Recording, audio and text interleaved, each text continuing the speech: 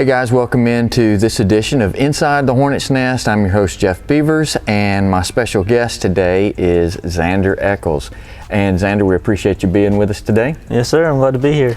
Well, a little bird told me that you had a very interesting and busy day yesterday, right? Yes sir, I did. Tell us about what went on with you. Yesterday I had to get up about 6:30 yesterday morning to be able to sign with UAB at 7 o'clock. And then from then on, getting ready for my signing day party at 2:30 here at the Chelsea High School Library.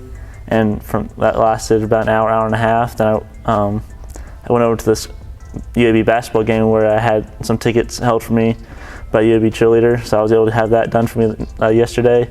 That was a pretty fun day, all packed together. Was it fun because of the signing, or was it more fun because it was the cheerleaders that held the tickets for you? A little bit of both. Yeah, sure. Oh, yeah. Absolutely. So for those that may not know, Xander, of course, just like you said, signed a full ride scholarship to UAB, and you are a long snapper. Correct, yes sir. And from what I had read and have observed, you were one of the first 5-star rated long snappers in the state. Is that correct? Yes sir. So tell us a little bit about that and what got you to that point. There was a lot to get me to that point. I started playing football in 2009, my first grade year, and kept going all the way through until now. I haven't taken a year off or anything. And honestly, I'd played every other position besides running back, quarterback, and wide receiver. And long snapping, I didn't really know what long snapping was till about the 6th grade. And I just happened, our center had gotten hurt, and so they needed the next biggest body on the field, which I was a defensive back at the time, and I'm gonna be honest, my body was not fit to be defensive back. And so they moved me to the center, and it was my first time on the offensive line at that point. And so I snapped the ball, I was snapping the ball so fast that the QB couldn't catch the ball in time to hit his chest and hit the ground, and so I slowed the ball down. And I'm gonna be honest, my dad's the one who caught the talent. He was like, we're not slowing him down, you can pull him off, but we're not gonna slow the ball down at all. And so he found the position long snapping, because like I said, we had never really heard of the position before. And so he said, we're gonna fit you into that, we're gonna see how that works out for you. And so I worked on that for about a year by myself in 2013, and I went to my first camp in 2014 with Chris Rubio in Atlanta. And from then on, it just kind of clicked with me. We did really well at that first camp, and I met a lot of good friends there. Ryan Parrish, he was the Alabama long snapper a couple years ago, and now he's a police officer in Madison. And so from then on, I just went to camps every year to kind of pick up what I could along the way. But a lot of my hard work came from practicing in the backyard and finding a spare field to use and a target, and my dad catching, just constantly working every single day to make sure I could do the best I could. Is long snapping, is it more technique or more muscle memory? A lot of both. You have to be very flexible for the position, because there's the compromised position that you're in on the field when you snap the ball. And then skill definitely comes into it, and technique, because literally your foot can be adjusted an inch or a centimeter off, and the ball from that centimeter in your foot, the ball goes 3 feet in the opposite direction of where you need to go. So skill and practice, or technique and just practicing that muscle memory for the technique, really is what you need to put the position together. So when you go out on the field, and let's say that you've been practicing all week, and you feel good about the practice that you have, is it like any other position to where you go out on the field when it comes time for you to do exactly what you need to do, and you can tell if you're in your sweet spot? Yes, you can definitely tell that. There's been a couple snaps, I'll admit, that I want to say my sophomore year, there was one snap in particular where I went down, and luckily the timeout was called, but I went down, I was like, this just doesn't feel right, something's off. But we called a timeout, luckily I got to reset. But once you find that sweet spot, you know exactly how it feels, especially if you work with it here in practice, you know exactly how you need to set, and you know that ball is going to go exactly where you need to go. So. Does it also matter about your punter? Let's say that I know you and your punter worked, I mean, you guys were always together. Oh, yes, sir. So let's say that he got hurt, and so the second team punter had to come in. How much adjustment has to be made by you to compensate for the new punter? Well, I tried to work with our backup punter as much as I could, and so a lot of it was getting the timing right. Either I tried to try to split the snap a little bit and make sure everybody was blocking the line for that backup punter, just because the time and definition he wasn't used to catching my snap. So we get some practice into where it really wasn't a big adjustment, but the minor adjustments that we did have to make, we could take care of. Mm-hmm. So long snapping, it doesn't necessarily have to be for punts. It can also be a long snapper for field goals, correct? Yes, sir. Field goals and extra points. That's only about 7.5 yards. At UAB, I'm pretty sure I'll be doing 8-yard snaps. The biggest thing with those is you have a really small target you need to hit. Now, for punting, it's the same way. You have a small target, but you have even smaller targets. You're aiming for like the inside of the knee.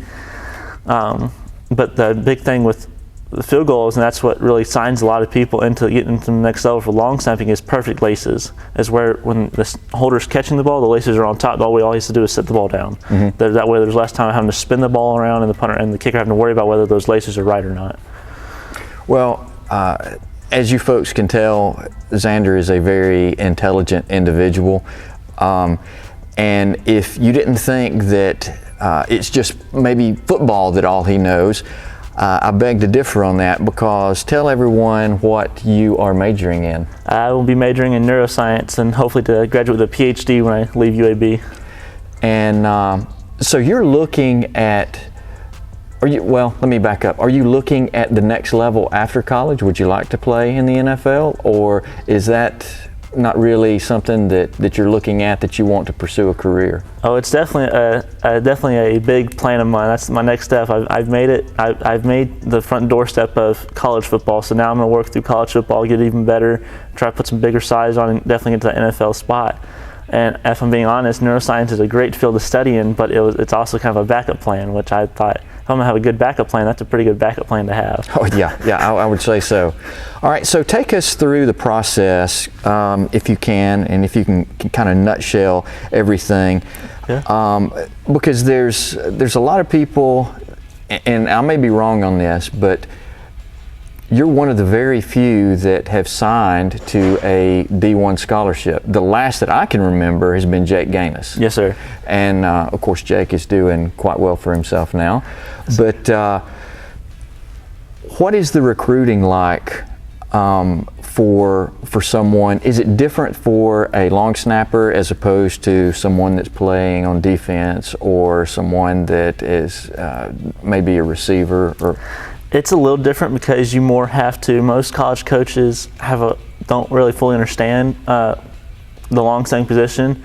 I was lucky enough that the UAB special teams coach, he was a punter at Alabama for a couple years, so he knows a little bit about long snapping and knows the whole kind of special teams feel of it. And so we had a relationship right off, and that's a huge thing with any types of recruiting, whether you're wide receiver, running back, QB, long snapper, kicker, center, is building a relationship with the coach. The better relationship you have, whether someone maybe has a tenth of a ball speed faster than you, if you have a better relationship with the coach and you have good grades, you're the better pick because he knows he can talk to you. You're not awkward to talk to. I will say that with it, when it does come recruiting and putting yourself out there, you have to do a lot of that by yourself, because most people most people don't even know what a long snapper is. Mm-hmm. So when you have to call the coaches, you have to get in their face somehow, make sure they remember your name constantly. When I was going to camps, I was making sure everybody knew my name. I was talking to everybody I could, and making sure my name stayed in the loop at whatever university I was at the time. And over this past summer, before I received my offer, when we were in quarantine, I was making calls every day to different colleges, and UAB just had to be the best fit for me, because I just had that relationship. It felt like home. And that's also another big thing, is making sure wherever you go, it feels like home, because you don't want to be stuck somewhere for 4 or 5 years where you're like, you're not comfortable. You want to be comfortable wherever you go. All right, so I feel that you are getting to UAB at the prime time. I mean, obviously, this is their third time of going to the conference championship game. Yes, sir. They've got a great staff there. So when it comes game time, the game is going on, what is Xander doing during the game? During the game, I've always done it as I'm constantly walking up and down the field, keep my legs warm, stretching. Most of the time you can look on the sideline, I'm doing the splits, making sure my legs are nice and loose for this to be able to pop the ball back there. But the biggest thing, and a lot of long snappers that I know do this, because I have a lot of friends in the NFL now snapping for the Chargers and the Dolphins along with the Buffalo Bills. But a lot of us, we just kind of, as soon as we hit the field and get ready to snap the ball, our mind's blank. We know, all right, this ball is going to go to the punter's hand exactly where it needs to go at a certain time. And that's really, we hit that through a replay in our head right before we hit the field. And after that, it's kind of like a blank space. And so we have to run down the field. Then we know who we're looking for. We're locating where the ball is going. And we're keeping our head on swivel to make sure no one's coming to clean us out from the side. Right. And that was going to be my next question.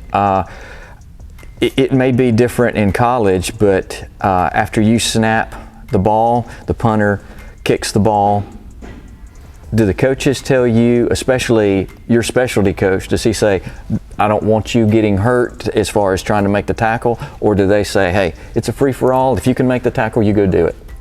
When I pulled up for varsity in 8th grade, that's what Coach Elmore was telling me. He said, look, you're a lot smaller than most of these guys out here in 8th grade, so just hold back a little bit. I mean, honestly, I didn't listen at all. I'd still try to make a tackle. I didn't make one. They're a lot bigger than me at the time. But now it's kind of like we have certain plays where I'll need to stay back and kind of make sure the punter's good to getting off the ball if we're back up, in like the 15-yard line. But most of the time it's make sure you get downfield and either cover the ball or make sure you make a tackle, which this year I want to say I had 3 or 4 tackles and 1 or 2 tackle assists. And one of them was luckily or somehow on extra point. We had a block kick, and the guy had managed to catch it and started running downfield. And I come from behind because he had a group of line in front of him. And I managed to come around from the back and to get him down before he made it past the 25-yard line. Yeah. So that put him in a good field position to keep them in the back side of the field. You had to be thinking at that point, oh, that's going to look good on my stat sheet. Oh yeah, I was like, not many long snappers can put up that many tackles in a year. Right. So I was like, this is going to be looking good. Okay, so who would you say, other than your dad, because I know that your dad has been a huge influence as far as what you have accomplished. Who else would you say has been a big influence on you? My first football coach, Coach Newt, he was rough. I'll admit that he would yell at you if you did something wrong. But the best part about it was you knew he loved you, because he would tell you that you did something wrong, but then he would get down and show you and then pull you off to the side and say, hey, I know I got on to you earlier, but this is what I want you to do. That way I don't yell at you next time. So that way it kind of put it in perspective for me the next couple years. Even though I do something wrong, I can go back and fix it and be better for it. So don't be afraid to make mistakes, because then you can learn from them. I got you. As long as you don't make the same mistake over and over again.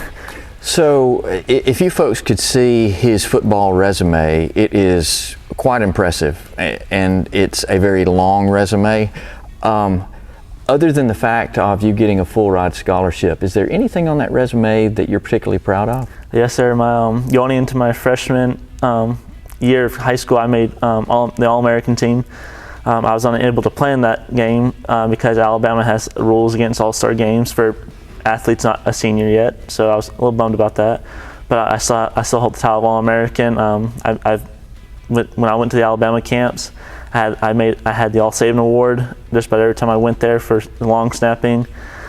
I'm one of the top 12 elite snappers in the nation. I received that award over this past summer in Texas. And my five-star tack that you could put with the long snapping is that's been years of hard work, and since 6th, 5th grade it was just years of practice and practice and practice, but it paid off. So, well, with that being the case, it sounds like that you could actually pick anywhere that you wanted to go. Could you have done that, or do a lot of colleges still kind of shy away from offering special team scholarships? A lot of colleges try to give you a preferred walk-on where you have to pay the first year or so, and then they'll have you compete with somebody else for the starting spot in the scholarship. And honestly, I knew the schools that were offered to me, they're great schools, and I was really excited to go to any of them, but UAB felt like home, and UAB was the only one to offer a D1 full athletic scholarship that paid for everything for me, which was amazing. And it felt like home, and I had a good relationship with all the coaches and some of the players there already, so I just knew that was where I needed to go. Don't you find it ironic, though, that as much as put on special teams in high school, talking about how important special teams special teams can turn a game one way or the other, and you still have to go through as much work to be recruited, and especially D1 in special teams as you do? Don't you find that ironic? A little bit, but at the same time, I think anything that you work hard for is worth the payoff. So I think as long as you know what you're working towards and you have a goal in mind, you can reach it. So are you going to miss Friday nights out here? A little bit. I'm going to miss a lot of the players I played with. I'm going to miss my punter, obviously, but hopefully I'm working to see if he'll come to UAB with me. So we're doing that right now. And then miss my punt returner, Hassani. He's a great friend of mine. We all three of us kind of hung together at sometimes. The QB, Nick Neves, I'm going to miss him a lot. Me and him have been friends for a long time, and some of the guys I've played with since that first grade year. There's not many of us left since then, but there are a few that I miss playing with. But also I'm very excited to play on the big screen on Saturday. Oh, absolutely, absolutely. So when you hung up your uniform, your Chelsea uniform for the last time, and the stadium lights were turned out for the final game of the last season, what memory comes to mind the most? I think the first memory that hits, especially that last game, was hitting the field that first time the 8th grade year, or when I was in 8th grade. I remember seeing the guys, all the big guys, excited to be around me. But they're really supportive of me when I was that young, which was fantastic. But I also remember that last game for them, it was so upsetting for them. And I've seen that every year since 8th grade, and it's just, and I felt it this year. It's a definitely a different feeling that you don't like feeling at all. But I think the one thing that was amazing, the fact that UAB offered me, I'm able to play at the next level and have that opportunity, was it hurt, but I knew it wasn't the end of my journey. So but as far as memories goes, it's definitely that first year playing varsity football, just being around all those guys and feeling the support of them helping me out, and them leaving, and just that whole bond between those guys and me was just amazing. The work that you put in to where you are now, to where it's paid off and you have a full ride scholarship, what message would you send to a lot of the kids that don't know if it's worth the work? It's definitely worth the work. I will say you miss out on a lot growing up. I didn't go hang out a whole lot at the lake with people. I didn't go to parties or anything like that. I was either in the gym or working on my technique. Even if I was at home doing ball tosses on my kitchen floor or doing drills like that, it's all worth the work, especially when you feel it pay off, because then you know I've achieved an award for all my hard work. Now, if you don't want to go play for the next level, you can keep working through those next couple of years and keep the scholarship and go to school and have a great education wherever you go. And in that case, the hard work still paid off, because then you get an education for free and you go get a really good job. And then, like my dad always says, you work hard now for these 4 or 5 years in high school and 4 or 5 years in college, and you have the rest of your life to party. You can go do whatever you want if you make it to where you want to go. Yeah. So 4 or 5 years now is a lot less than 40 years down the road when I'm having to retire at 35 from the NFL. Sure. So we wish you the very best in your upcoming career. I'm looking forward to following you on through at UAB. Yes, sir. I'm really excited because you're definitely an in for me to get some UAB swag. But we're proud of you, and we just wish you the best. And I appreciate you being here today. Yes, sir. I appreciate you coming to talk to me. Thank you, sir. Yes, sir.